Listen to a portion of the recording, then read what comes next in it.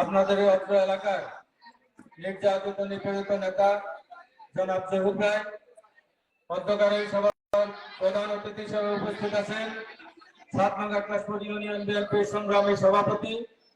জনাব আজি মহিউদ্দিন টিপু। মঞ্চে উপস্থিত আছেন বেগমগঞ্জ থানা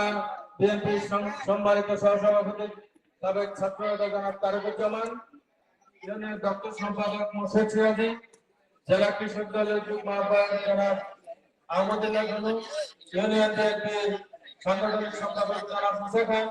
জনাব মুসা এবং আমাদের যুব দলের সংগ্রামী আহ্বায়ক জনাব শহীদুল্লাহ লিটন।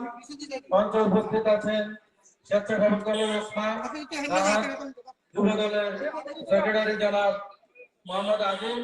এবং আমাদের কেন্দ্রীয় নেতা জনাব মানিক ভাই, ইউনিয়ন বিএনপির যুগ্ম সম্পাদক জনাব গোলাম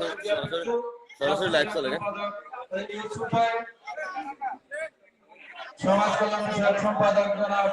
সেলিম ভাই, ছাত্র বিষয়ক সম্পাদক রবিউল আলম এবং